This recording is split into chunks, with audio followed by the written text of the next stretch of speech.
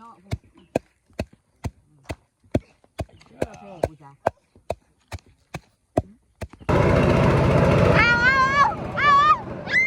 ทุกคนซับดินแล้วเห็นเฮ็ดเพาะทุกคนเอ้ยนี่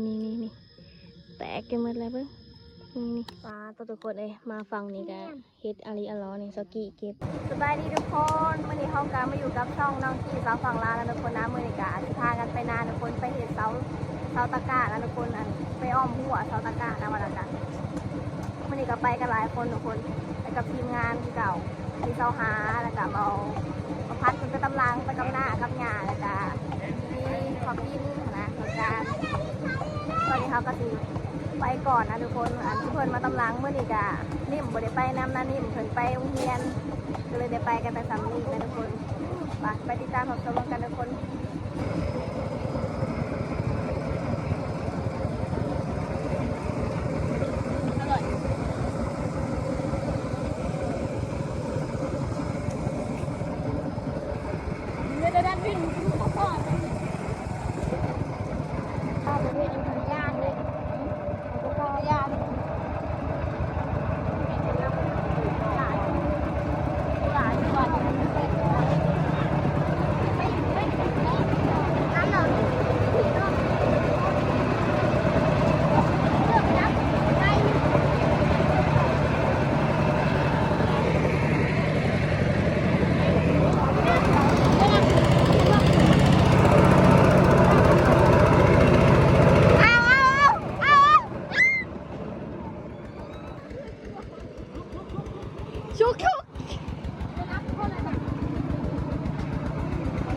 รถไถมาขึ้นทุกคน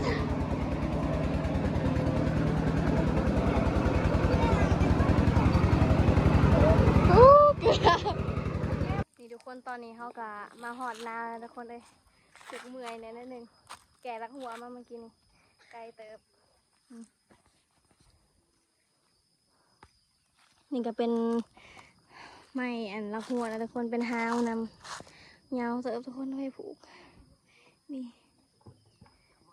ทุกคนหัวตะกะเขาก็ยาวเติมนะทุกคนเลยป้อยาวเอาดีเลยเนาะเป็นอะไรเฮ้ยสบายดีเพราะวันนี้คืออ้วนแถบแปลกเลยนี่เรากินอึ่งมาเอาเลยอ้วน กินอึ่งว่าเมื่อคืนนี้ไปการอึ่งเรามาดูเป็นอะไรเมื่อคืนนี่นะมันน่ากลัวมากเราต้องคนแปลกหน้าทุกคนแต่ยังดีที่แบบหลอดมาได้ก็จะไหนคนขนาดคนพูดไทยคือเดียวนี่ก็ยังว้าวเป็นตะยานนะจิตใจคนขี้ร้ายแหงคือเมื่อคืนนี้น่ะค่อยขอขึ้นรถน้ำขาวทุกคนแบบค่อยหาประพัดไปเห็นไปกันประพัดเมื่อคืนนี้แต่ว่าแยกเดียวไปวันนี้ค่อยหาประพัดไปเห็นเหิงเติบค่อยรู้สึกยานแบบรู้สึกเป็นตะยานรอบข้างเลยนะโคมกับมืดค่อยเป็นผู้หญิงนี่เนาะอยู่ผู้เดียวก็มันก็ปลอดภัยอีแบบยานทางตาไปเห็นยานทางตาเห็นนะค่อยก็เลยแบบรถที่บ้านนะมันกลายวุ่นวันอยู่ดิโคมเขาเมื่อนะตอนนั้นก็ดึกเติบแล้ววันนี้เราค่อยขอมาน้ำเขาแบบคิดว่าเขาเป็นคนที่บ้านเฮาความจริงอีตานะมันเป็นคนที่บ้านน้ำมนต์เด็กขอขึ้นนำก็คือแบบผู้ใหญ่จุบเจอแบบระหว่างทางมันก็ได้เว้าลายเรื่องลายลาวแบบเป็นตะยานตอนนั้นเลยแล้วด้วยเดี๋ยวคุณจักนี่เพราะพี่น้องยูซีฟังคือแบบถ้าสมมติเราเป็นนั้นกับผู้ชายเนาะผู้ชายโรคจิตป่ะแต่ว่ามันกับขับรถแต่มันปะมันเว้าอยู่ค่อยเลยยีโดดรถหลายถือแล้ววันนี้แล้วรถที่บ้านเฮากระกายมาอีกคันนึงแบบเขากำลังมือเลยก็ขอขึ้นน้ำเขากำลังหัดเทินแบบจังหวะที่หัวใจยุเต้นก็คือถ้าคอยเห็นเดือดสุดเจ้าแล้วคอยเจ้าชิวสึกแล้วเลยกระต่ายเนาะเอากับบิมี่เพื่อต้องว้าวอีกคอยกระเงียบแต่ว่าคอยไปตอบโต้เพื่อเราเลยคอยบีว้าวเพื่อตอนนั้นนะกอดคองอย่างเดียวกดกุบไว้กดคองที่ถือไปนะเข้าใจปะแล้วก็โคมนะใต้ตลอดยานดิเห็นหน้าจีหน้าได้ป่ะได้วันนี้คอยโดดลงตลอดมันไม่ได้จอดเธอเลยได้มีแบบรถเขาไกลมาคอยขอขึ้นน้ำเขา เขาก็ขึ้นไว้พอกันเลยขึ้นโอ้ความรู้สึกตอนนั้นคือใจหายบิยาจะมีขึ้นเลยว่าคนเฮาสีแบบมีจีเจอขี้ร้ายขนาดนี้จำดึงเป็นบทเทศวันนี้มีไปผู้เดียวได้ขาดมีไปแบบแยกหมู่ได้ขาด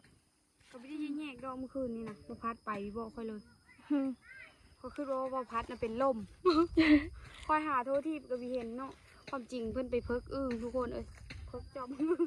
ก็หมู่ไปผู้เดียว มื้อนี้เฮาก็สิมาเฮ็ดอันนี้เนาะหัวตะกา โทษนะคะ แล้วก็เอาอึ่งมานำเลยมื้อนี้น่ะเฮ็ดแกงอึ่งได้เฮ้ย อันนี้10 โตเฮ้ย12 โต อันนี้ เออ เสียงต้นเนาะต้มอึ่งค่ะทุกคนไปติดตามรับชมนำกัน เจ็บท้องเลยจะตีขุดละโหกันทุกคนคอยเป็นคนสัก แดดแห้งมื้อนี้กะ อืม พูดเอาซักก็ได้อยู่แต่ว่ามันสิบ่ โอ้ แน่น ตะเวนจะถึง ซักเอาก็ได้นะทุกคนแต่ว่ามันสิบ่แน่นนะต้องพูดเอามันจึงแน่นขอกันงัวกันคุยนี่นะ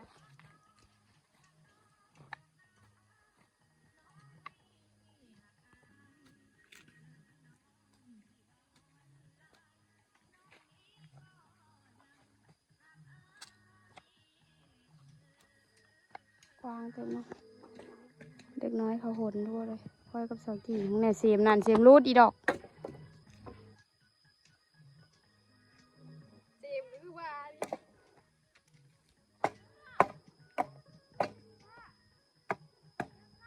นี่ทุกคนซับดินแล้วเห็นเห็ดเพาะทุกคนนี่แตกกันหมดเลยเบิ้งนี่เห็ดเพาะเบิ้งแอมเห็ดเพาะไอ้นี้ได้เห็ดเพาะหนังเบิ้งหาทดินนี่แอมนี่นั่งหลายนี่แม่ละอันนี้ซับแล้วนี่อยู่ดินนี่ทุกคนเห็ดเพาะออกทุกคนยำเนี่ยตัวเลย แม่นบ่ ให้กินได้เห็นเลยนี่ตามทางนี้เลย อยู่แถวนี้ละนี่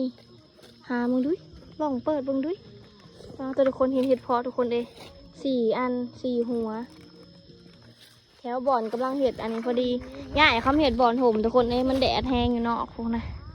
นี่แดดฮากระบดนี่มันแดดแห้งก็เลยเขามาเห็ดอยู่แต่เทิงพี่เป็นว่าถึกเห็ดเพาะ เดี๋ยวเด็กพอ มีไหมอันนี้หมด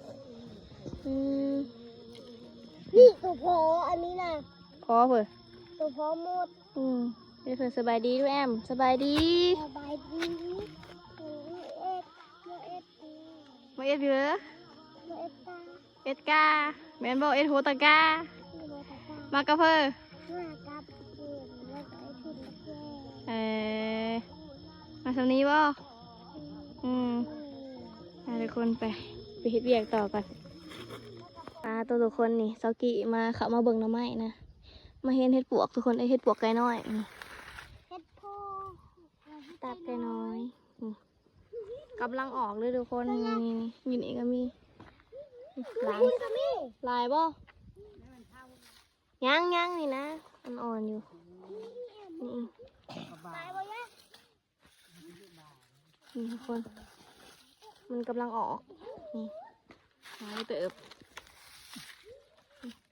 เอาบะมกกินมาแรง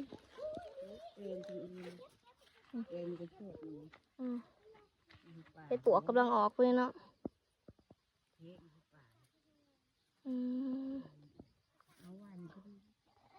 เก็บก่อนทุกคนลายแห้ง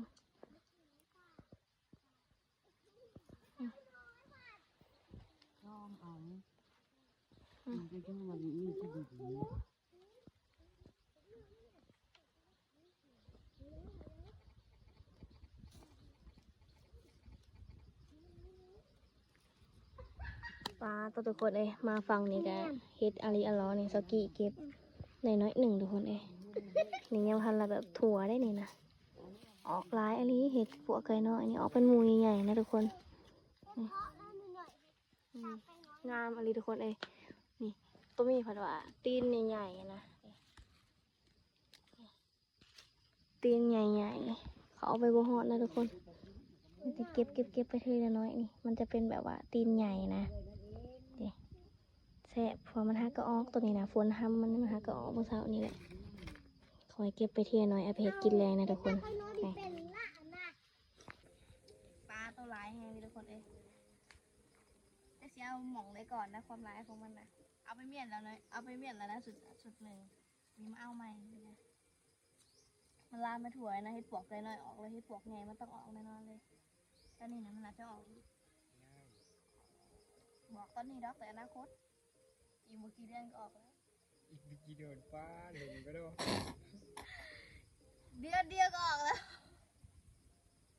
ขอตามเป็นไว้นี่อ้อนะอีบีเหิงประมาณ2-3 มื้อเร็วอีก3มันก็ตำลัง รู้จักนะฝากกับว่าไปละ ฝนตกลงมาเรื่อยๆอ้อ นี่ทุกคนสานิมเพิ่นมาแต่งเฮียนไปได้ไปโรงเรียนไปเอายังอยู่เฮียนน่ะ เอาไปที่ว่าประวัติมาจุด คำถามแบบไม่น่าถามไปเอายังอยู่เฮียน ไปเอาความหู้เลย ไปเอาใบประวัติชีวะบ่ เจ้าเวกอยากได้บ่ความหู้ เอ้ยชีวัดประวัติ ชีวะประวัติ ประวัติ ชีวะประวัติมาโจทย์อันนี้นะบ่ เอามาจุด ฮอนมอได้ละเฮียนน่ะ มสี่จ้าม สี่แล้วบ่เอ ห้าแล้วสามโมห้าแล้ว สามมหาแล้วเนาะ สามโมปลายตอนนี้ฮะก็มอต้นอยู่ ตอนนี้เขาก็สิมาเฮ็ดหัวนะทุกคนยังน้อยเดียวหนึงมัดแล้วก็ตัวน้อยหนึงแล้วก็แล้วอะไรก็เมื่อแล้วก็ไม่กินแล้วทุกคนเอ้ย แล้ววายุดอก อ้าว หลายคนเฮ็ด แกงเฮ็ดปวกน้อยๆนะทุกคนหลายเติบแล้วก็ย่างหญ้าอีก ไถนา หลายบ่หญ้าคำเจ้าน่ะอยู่นี่นะหญ้าหลายอะไรนี่ โอ้ใหญ่นี่หูเลยโอ้กูใหญ่เลย จักเลยย่างหญ้าอยู่หันเจ้าจักไปเอา อยู่ฝั่งพุ่นน่ะย่างเห็นบ่หาก็ออกนี่ตัวนี้นี่ ไปคู่มือ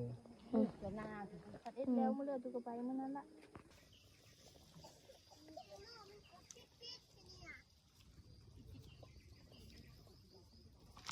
ทุกคนตามมาหุงก่อน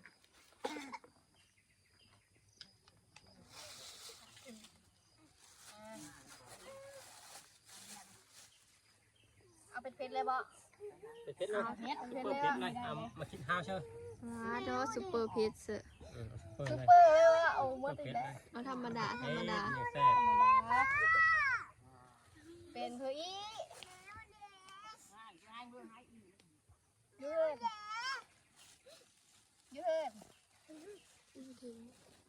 เพลงพูดพอตี้เอาอีกวะใส่ละเจ็บละใส่น้อยเจ็บน้อยแกง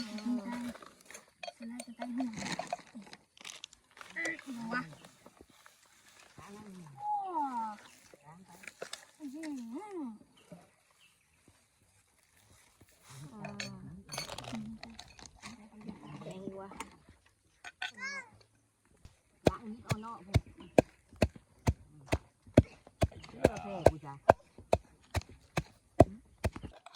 เลือดตัวนึงไหน ปุ๋ยครบคนเลยจงกันตัวนึง ตัวนึงจงเอาเลย บอกว่ามันมีครบคนมันนี่ จงให้ขาข้างนึง ครับ รุ่งกับ เก้าสิบ มือสั่นแล้วมือสั่นแล้ว จำหัวหินกับโจ้งมันก็ได้คือแต่ยาใส่ฟ้ามัน จ้อยทั้งโตเพราะ เอามาโทรอย่างต้องการไปหาตัวนี้พินนักหุบเอาใส่มาไป เอาเท่านั้นเลยหลายคนซอสรสนะซอสรสดีพ่อกินอันนี้นี่ผักตรงนี้ ไอ้ถ้วยแก้วหัวพัดนี่แหละบ่พิน กินข้าวเอาไปกินลูกคุกมันน้อยก็ได้ไป มา เลย นี่แม่เขากินนี่แอม เอานี้เลยดีกว่า อุ่นได้ละอุ่นได้นี่ พอแล้วน้ำเนี่ยพอแล้ว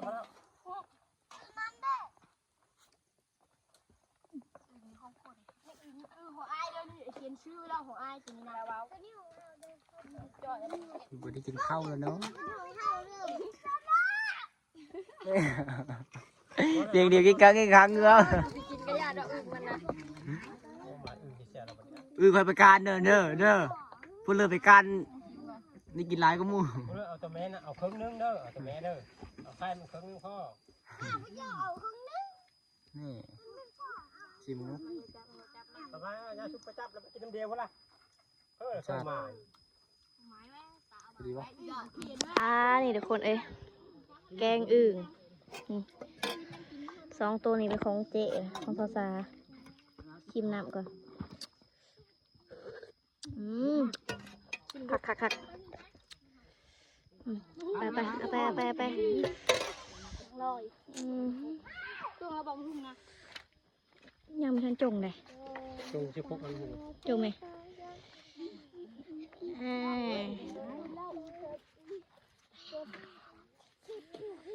เดียวหูตั้งเท้า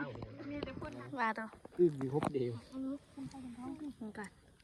นับแม่ก่อน กินเดียว เรื่องมั่งความ กินเพื่อกระแซบต้องยาวเลยกินเพื่อกระแซบคนหลาย ลา เนี่ย กินข้าวละเอ็มเด้อ ครับ นี่ก็อันนี้ก็หนัง ด้วย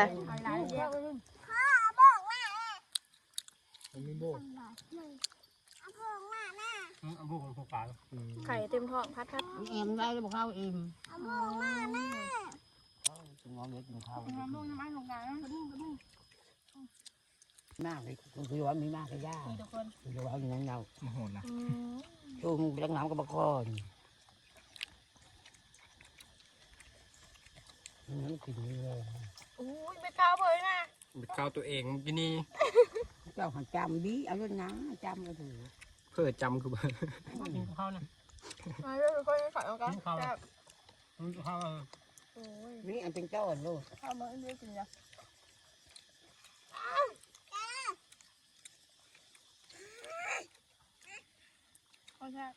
นี่พวกกินขามันเลย อันดีแค่ ดีแซ่บ ได้ ข้าวมันเปิด เอ็มเด้อข้าวนะ ได้เลย ข้าวเออ ก็ขามันแซ่บ มันไปพร้อมผลได้มันหอม พัดหัวว่าก็มีหาหัวว่าก็มาพัด จุดร้อนหมดที่บ้านเขา อันนี้ทุกคนเลยต่อยกซองนะ กินบุอิ่มเขาเมิดก่อน ไม่ได้นิ่ม จักรวาล ไม่ได้เลย พอแล้วมันเค็มแล้ว เทพเนี่ย เออ มะนาวเทพกันแล้วมะนาวกัน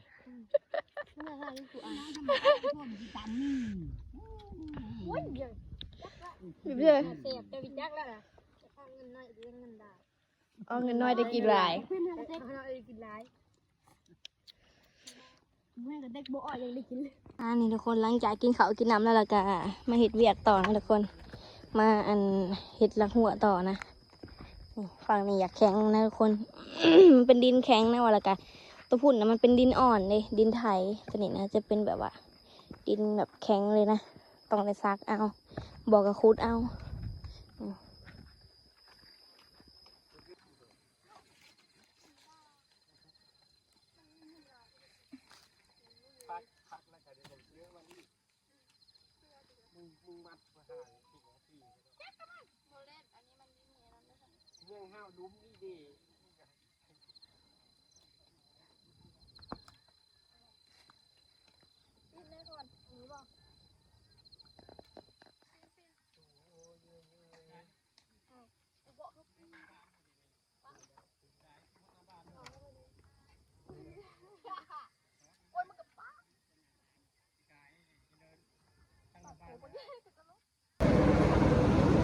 ทุกคนตอนนี้ก็มากันเมื่อก่อนนะทุกคนหัวเขาก็เห็นได้ร้ายทุกคนเลยไม่เป็นพอขนาดก็เลยว่าเมื่อก่อนแต่คลิปนี้ก็ประมาณนี้ทุกคนในไว้เจอกันใหม่คลิปหน้าทุกคนนะบ๊ายบาย